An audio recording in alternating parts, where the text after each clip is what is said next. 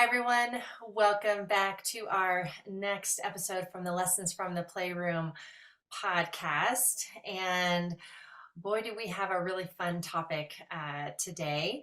And I have a very special guest with me also to talk about villains. So villains, a very, very important part of the play therapy process. They come in all the time in many different ways.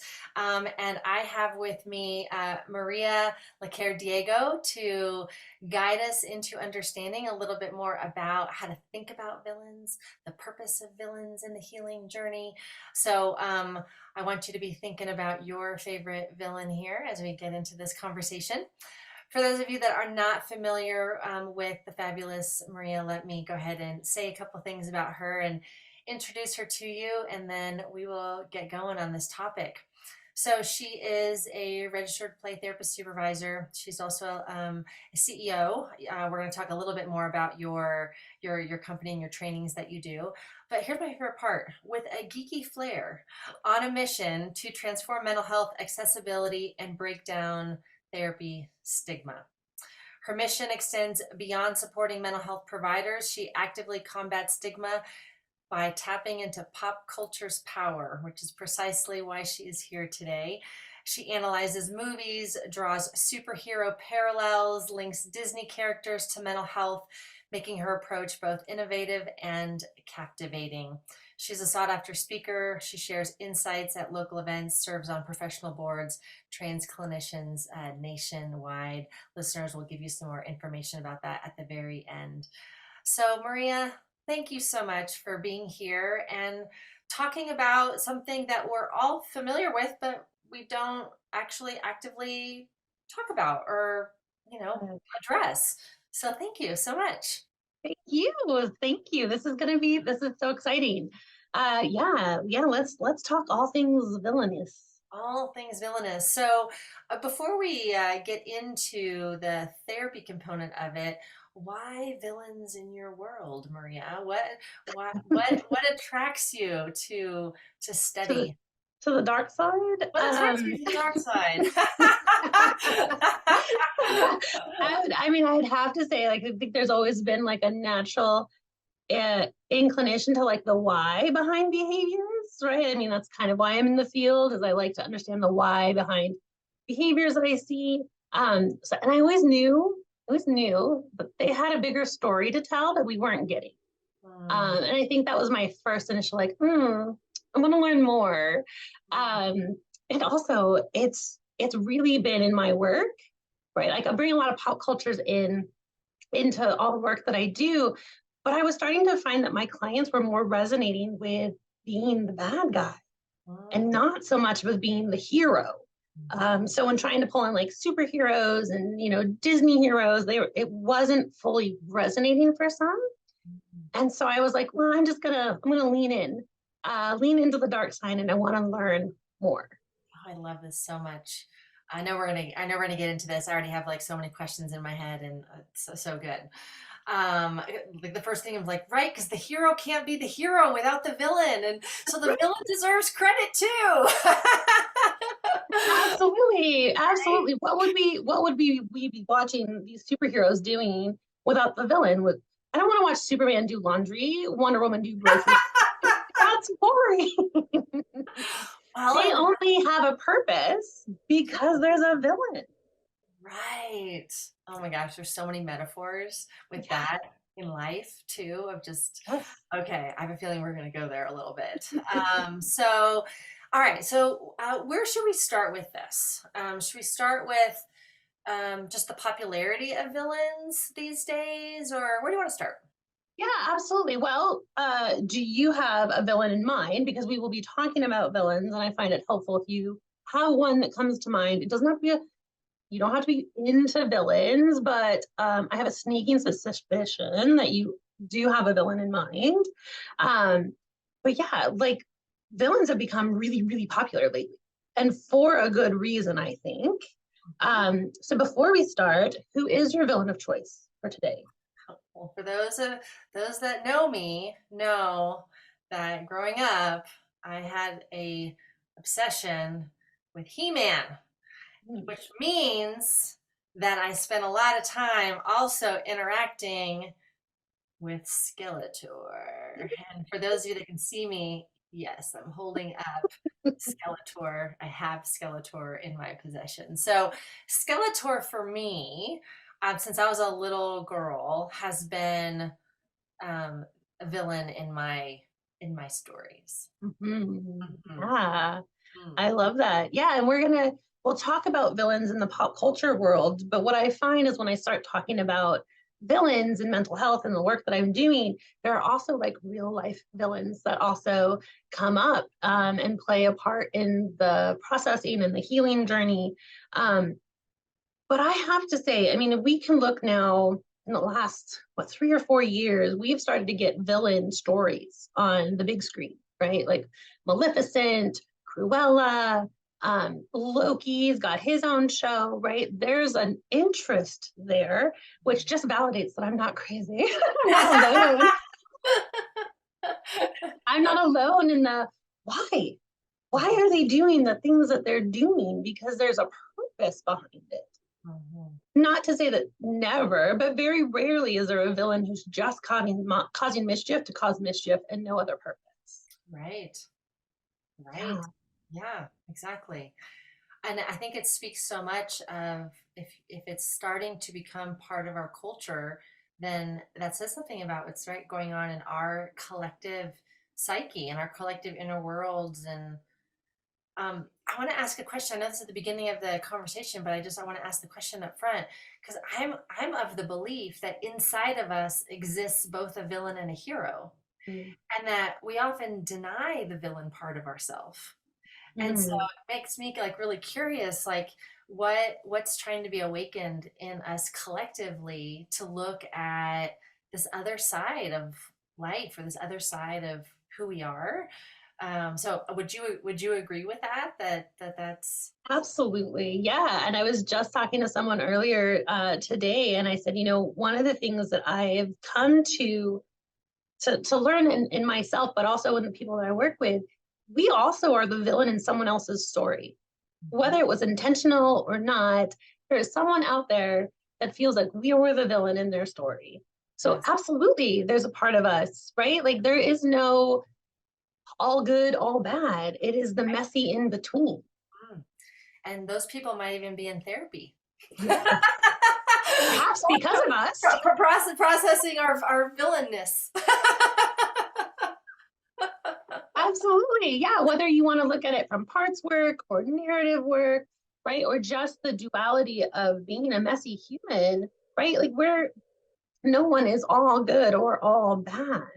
Um, with the work that we do, often it is the painted black sheep and the bad guy that shows up in the therapy room. Yeah. And I have to say, like, these are some heroes that have struggled along the way. They're the villain in somebody else's narrative. So good. So good. Okay, let's keep going down that because you said that you were starting to see that your clients weren't fully resonating with the hero characters. And so sounds like then you started to bring in some more of the villain characters. So talk a little bit about why you think that that's necessary. Why do we need to highlight the villains at time in the therapy process? Well, I think for one, my clients needed to feel seen, Mhm. right? And what I was bringing in and thought that they would gravitate towards that's me driving, right? And that's not what we do. It is them.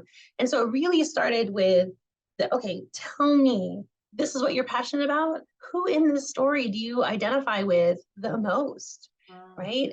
And not freaking out when it was like, well, it's Vader. I was like, ooh, tell me more. Leaning in and being really curious about what is it about Vader that speaks to you?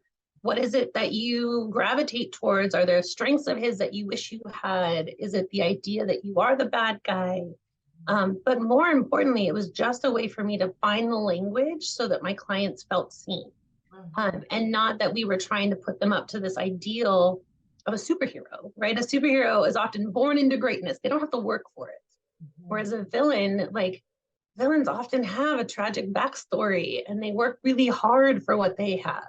Mhm. Um, and there's some like idealness of like if I were Jafar and I had all this power and all the, and all this money, I wouldn't have to worry about the things that are weighing me down right now. Mm, And how nice it would be to kind of have some levity to that. mm. And it's playful, right? It's that narrative, being able to extract it and look at it from a third person rather than having to like deal with our own stuff first. Mm. I'm hearing a piece here for play therapists that's important on not judging. Mm. And if our clients identify with a villain or a part of a villain that's uncomfortable for the therapist, that it's important that we stay in that place of curiosity rather than like, that's not nice. Huh. I don't know. Yeah. Oh gosh, that's not nice that that one's treating that one that way, or and leaving our opinion of it out, so they really can explore these different expressions and this different, what's it like to whatever it is. Yeah, absolutely. When I talk about villains, I always like to give disclaimer that liking a villain is not diagnosable. So please don't freak out. The interest in villains is generally not because they also have homicidal ideations. It's usually because they see these big, powerful, resourceful, free characters, and would like to tap in to some of that. Mm, And so, yeah, absolutely. Stay curious, lean in, be playful with it, because you can learn so much from letting them share their passion, even if it is a little darker than you're used to. Because there's a lot there, right? Like we wouldn't have the movies we have or the characters that we have if there wasn't something to this. yeah.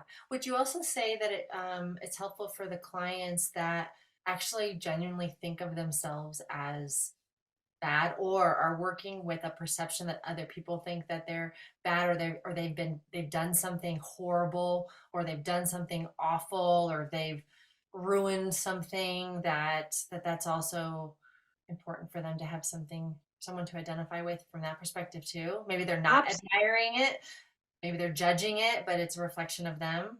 Yeah, absolutely. I did assessments for juvenile detention centers here, and they do not identify as the heroes of the story, right? Like they have been told, often by family, by society, that they are the bad guys.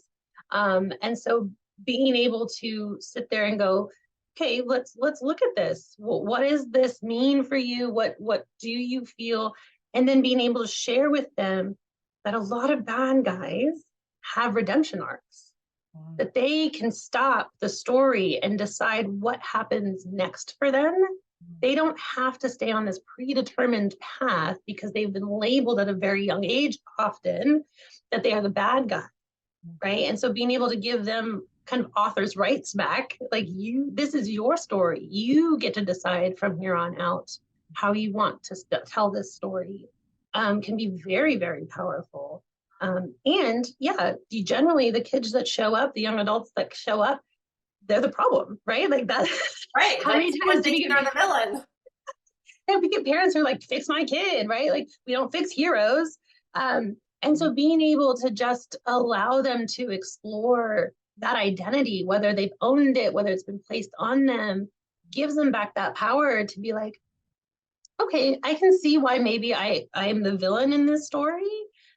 Because sometimes villains is because you put down a boundary or you're doing something outside of the system norm, right? And if you come from a toxic family system and you put down boundaries and you isolate yourself from them, then yes, you are the black sheep, you are the villain. And sometimes it's okay to own that. Mhm. I want to tap into, I'd love for you to give some examples. You said something that caught my attention that I think is important, that villains often have a really tragic story in their history. Can you give some examples of some of the famous villains that we may all be familiar with? And what are some of the tragedy? What's some of the what led them to become who they are? And like even helping us see the wisdom in that, so we can start to think about villains in that way. Yeah.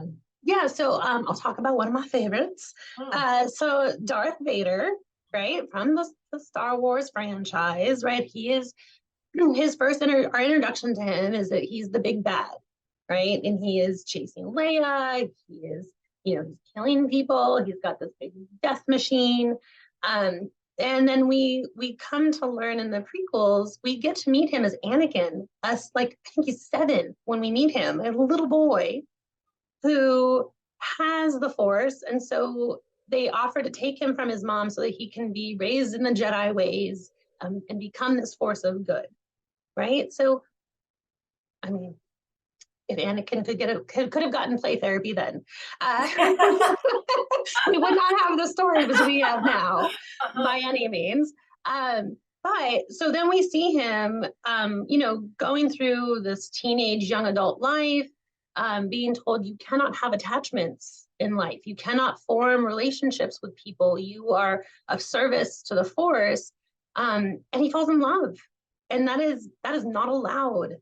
And then, they secretly get married, and she becomes pregnant. That's not allowed, right? And so they're putting all of this pressure on him that you cannot do this. This is not okay. You're breaking all of the rules. And so he goes dark, Right. right? He can't be himself.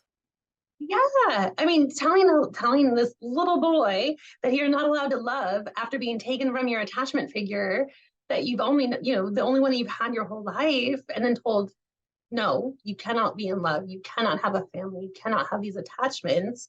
I mean, I'm sorry, but that would drive anyone a little batty, right? Like, so he, not condoning his behaviors whatsoever, but he is rightfully so angry and so torn up inside.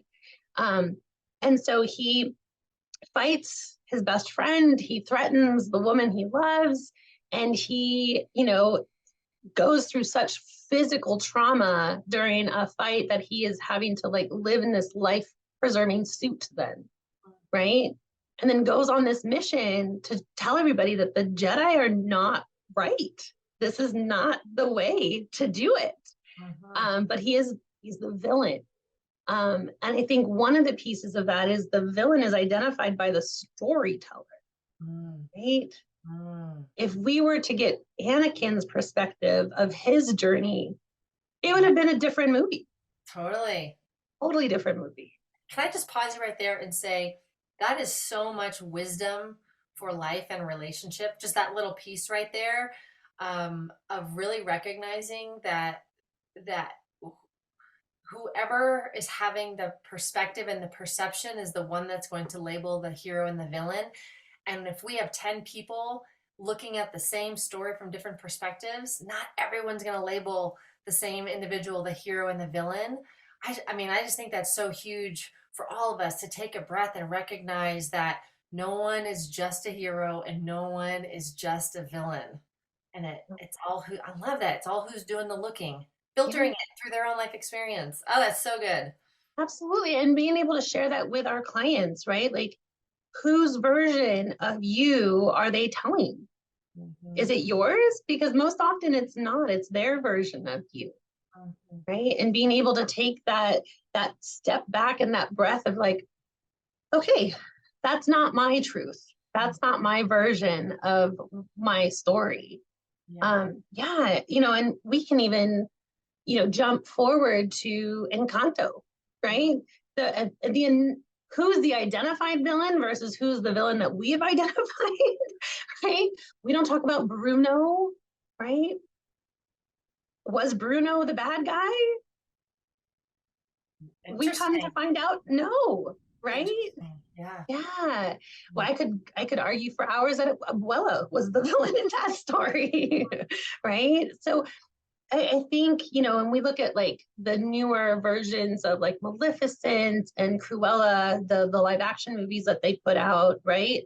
Yeah. Maleficent is abused and physically, attacked and traumatized, for being kind and just being different.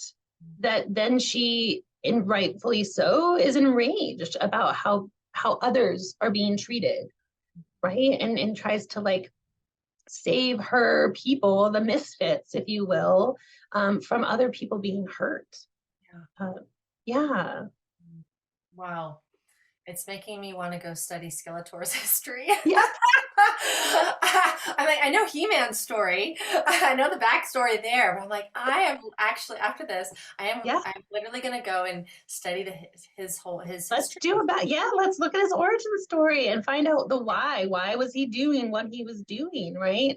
So like Exactly. even in like the Marvel cinematic universe, right? So in Marvel, the big bad that they just defeated was Thanos, right? A big purple guy with the gauntlet and all the stones, snaps his fingers, erases half of the Earth's population, right? The bad guy. Why? Why was he doing that? He is from the future. He knew that we were using up our resources and our planet was not going to survive.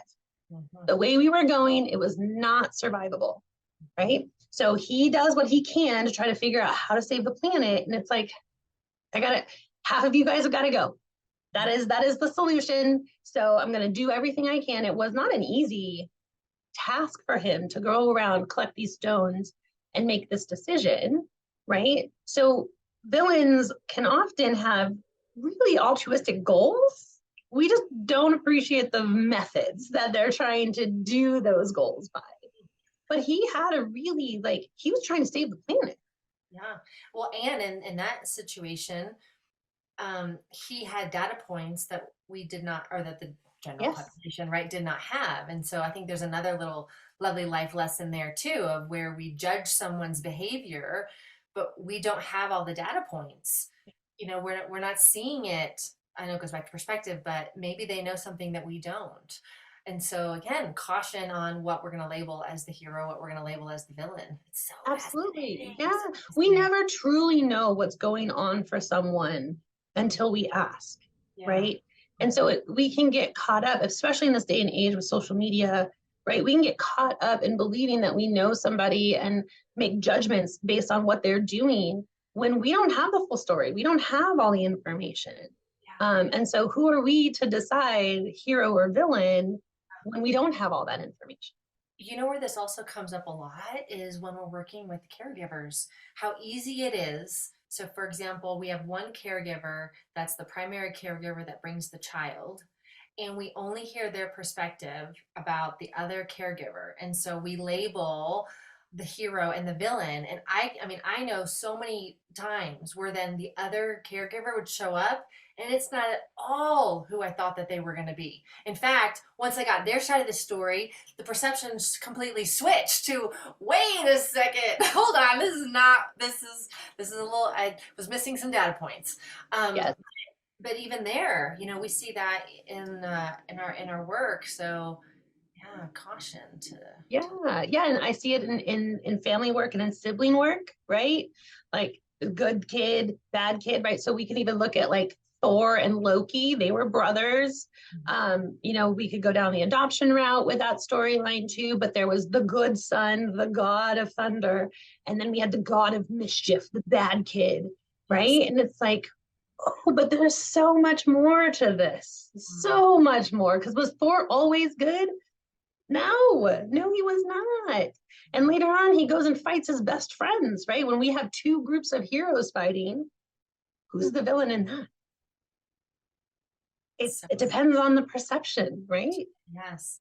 Okay, so here's a question. This might be more of like an existential question, but here's a question. I know we've already said that you can't be the hero without the villain, but more than that, why do we need villains? Huh. Why do we need Why do villains? we need them? Huh. Why? And right, and we need villains in many different, in many ways. Mhm. And we need to be the villain sometime. Like what? How would you answer that? Like, why is the villain a part of the lived experience? Yeah. I think the villain is necessary for growth, Hmm. right? They push us out of our comfort zone. They cause us to act, right? When maybe normally we wouldn't act.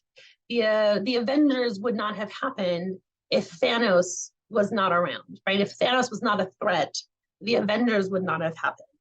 And there would not have been a call to justice, a call for right, a call for defending, the people of Earth. So I think they push us towards growth, but I think they also, intentionally or not, I think they hold a mirror up to us, Mm, right? And cause us to like kind of look at our own stuff a little bit. Because I have to believe that no one is all good or all evil. Like we talked about earlier, we own some of that duality. And sometimes until it's staring us in the face, we don't see that part of us. yeah, totally.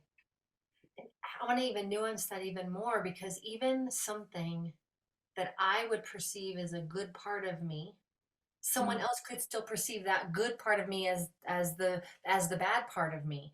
Yes.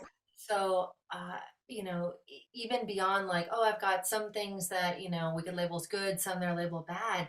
Even those can also be nuanced even more. The good thing can be the bad thing, and the bad thing can be the good thing. And so, is there really a good and a bad? Right. So this is Lisa, my friend, who's got really good boundaries. But I don't like that because that means when I ask her to do this thing, she tells me no. Therefore, Lisa is the villain because she will not do the thing I'm asking her to do. Right. But right? But is Lisa the villain because she's holding her own boundaries? Right. And so, from your perspective, the boundary is not good, but someone else may be like, way to go, way to set that boundary. And then they perceive that setting that boundary was a really amazing thing. Absolutely. So your superpower, could be seen as a super villainous power, right? Like a super evil.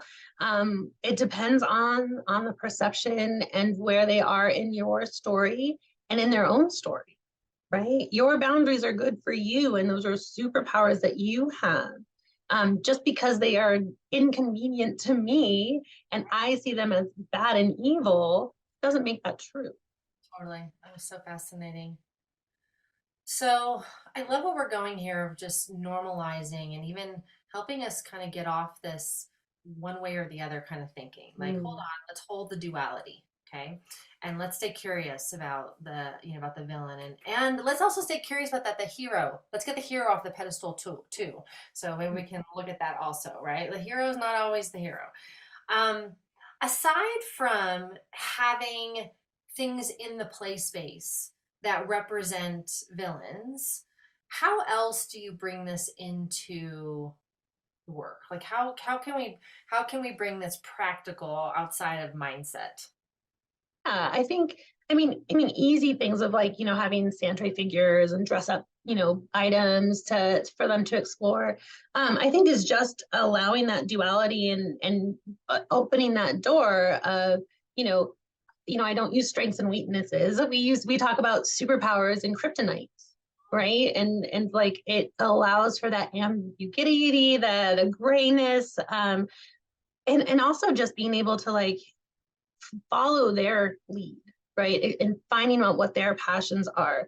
One thing I didn't say that I like to tell everybody is you don't have to know. You don't have to know the story, the fandom, the villain's backstory, because we let our clients Woo! take deep breath. Woo! Hold You don't on, have to let me go know. research that real quick. Yeah. You don't have to know Scarecrow's backstory if someone is in, Batman's world, Yeah. because our client's perception of the character is what we are going to follow anyway, right? So the people I treat, if they want to talk about, Darth Vader, I'm not going to be the expert in the room, although I would personally might think I am the expert in the room. That's not how we do therapy, right? Like they are the expert and they will teach you what is important about that character. Um, but being able to just kind of open that space for them just by finding out what they're into and like, and people might be listening even now going like, I don't know, I don't watch any of that stuff that she's talking about. Cool. What TV shows are you watching? What books are you reading? Because there's a villain in the story, but otherwise there wouldn't be a story, Right. right? Doesn't have to be pop culture, does not have to be Star Wars. There is a villain in the story, and let's look at that. Let's play around with that. Yeah. You know what's coming to mind are I've definitely had kids that come in and they are all about a character, Mhm. whatever the character is, right? And then I've also some of those kids, caregiver is like, like they're obsessed, right? Like they're obsessed with this character, or you're not really doing therapy because they're just playing out that scene from a movie, or I don't understand how you're, I don't get it. How are we working on anxiety when and literally he's just copying something that he saw on a TV show, and it reminds me of but there's a significant reason why, right? Like the character that they're connected with, the hero or the villain, is holding a meaning for that child that is so unbelievably important. And a scene from a movie is holding meaning. And so, do we need to play out a particular scene of a movie? Maybe we do. Do we need to read a particular story together? Do we need to watch a video clip? We can bring technology in here. Do we need to watch a video clip? Do we need to jump on play a game and learn about the relationship with a character in the game? Like, it's reminding me. I think sometimes play therapists get a little caught of like, are we actually doing therapy, or are we just really mimicking something that they've seen? And I come from the perspective of it doesn't matter. Is that how you would come to? Like, it doesn't matter Oh, where it came from? yes, absolutely. One of my favorite things to tell parents is like, isn't it wonderful that we don't know? Isn't that fantastic? Because that means we still have something to learn here, right? And we need to not put the pressure on these kids to be like, explain to me why you like Darth Vader. No, thank you. They Mhm. are going to share that with us in their play in the playroom. But yeah, there's a lot of parent talks, right? There's a lot of parent talks of, this is how I'm seeing this. And this is why play therapy is so effective. And I would even go so far as like learning pop culture language, learning the child's language that they bring in is what's important, right? We understand play is their language, but my section of kiddos, like geek culture, pop culture is their language, right? And who am I to sit there and tell them not to use that language? Right. It is my job to learn that language Mhm. and to like lean in and let them teach me Mhm. so that I can better understand, so that I can better do my job. Mhm. Totally, totally, totally. So good, Maria. So good. So good. And it's fun. And Wow. it's so fun. So I know we're focusing on villains, but I have a hero question for you. Sure. Right? Two sides of the coin. I have noticed a pattern over the years in my practice that there tends to be a connection between what's happening in the child's perception of themselves or the world and the hero character that they are quote unquote obsessed with. So, for example, maybe the child is feeling, you know, trapped in some way, or feeling like they are constricted in some way, or don't have any control. And next thing you know, they're obsessed with Spider-Man, right? And the Spider-Man can move, right? Spider-Man is not it doesn't feel controlled, right? And I've often gotten curious about the the metaphor, or the what drives the child to, maybe in the language I've been hearing you use, what are the qualities in Mm. the hero that they either perceive they don't have, or they wish that they had, that are in some way counterbalancing the perceptions of the hard things that they're working with? Do you see that connection, also with kids' connection with characters?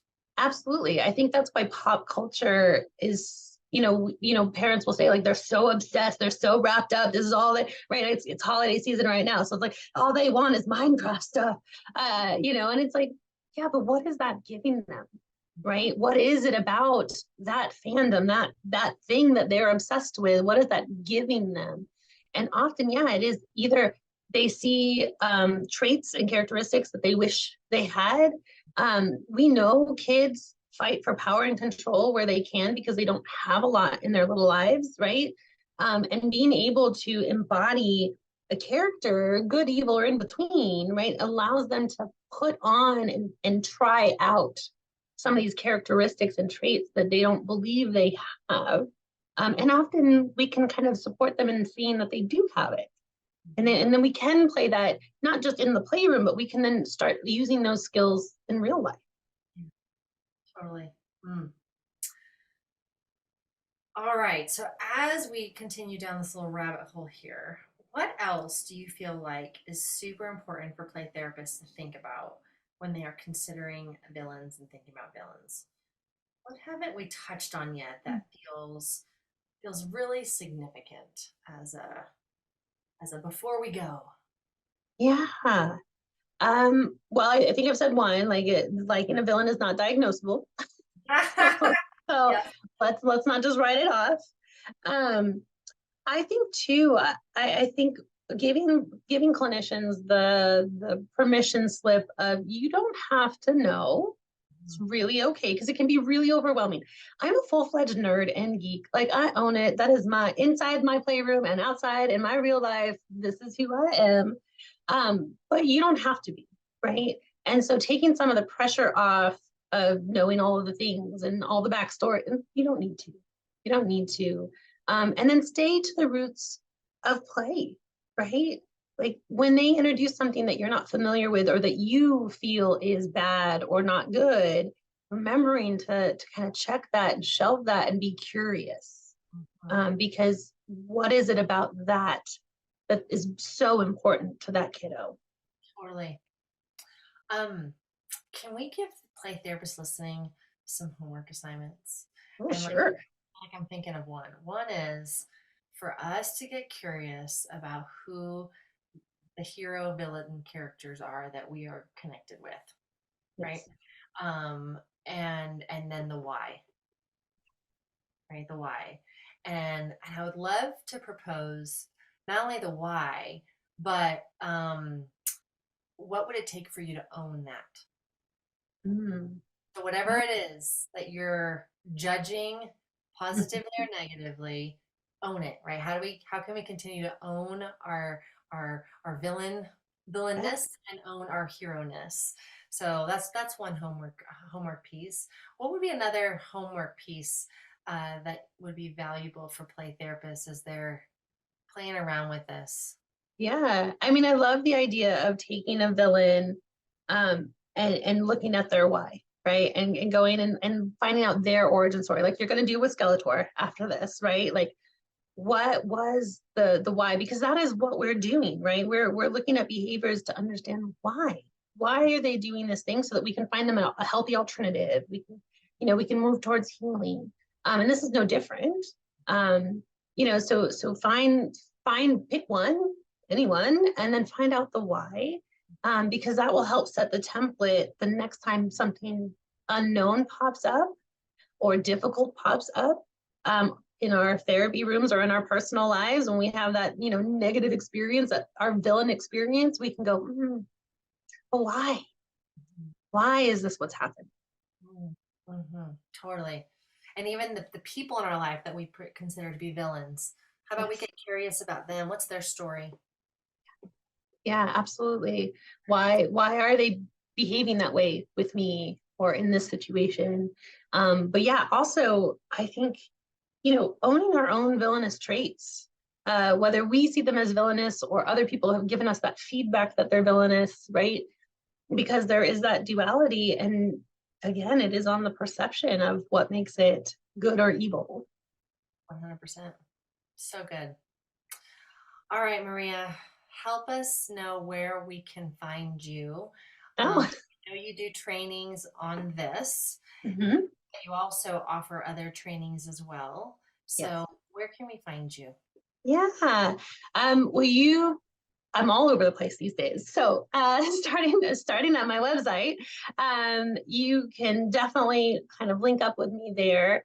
I'm doing a lot right now, virtual for a lot of APT branches, but I'll be at Disneyland, hosting a conference there if you want to come be villainous in the land of villainy. That's happening in March, which is super fun. I have great friends. Liliana Balon's coming, Sophia Ansari will be there, Rachel Altivator. So that'll be a blast and a half. I'm going to be keynoting at Mid Atlantic this coming in 2024, which will be super fun. But I'm also willing to like bring the villains anywhere. So Exactly. So will you actually say the name of your website? yeah, sure. It's A New Hope TC as in therapy center.org. And you. And you'll see a big button right now about Disney conference. That is our new passion project. Yeah, so those of you that want some in-person training and want to play, and are people going to get to wear costumes? And we have days in the park built into the program. So like come for a business conference, Right, and play. play. Yeah. So, Bringing the play back to play therapists. right, Yeah. totally, totally, totally. Awesome. Thank you so much, Maria, for shedding some light, no pun intended, into a dark area. Balance out the equation, the conversation. That's Um, right. we tend to be so tilted over towards hero. Let's also let's embrace the villains in the playroom and in our lives, actually, Yeah. as great teachers. And every villain has a hero within, right? Yes. So how do we how do we see that? Thank you so very very much for joining me, You. Maria. Thank you. This has been so fun. Awesome. All right, listeners, go do your homework on the backstory for your villain. Go own your own inner villain, and wherever you are in the world, um, take care of yourself. You are the most important toy, hero and villain, in that playroom. Until next time.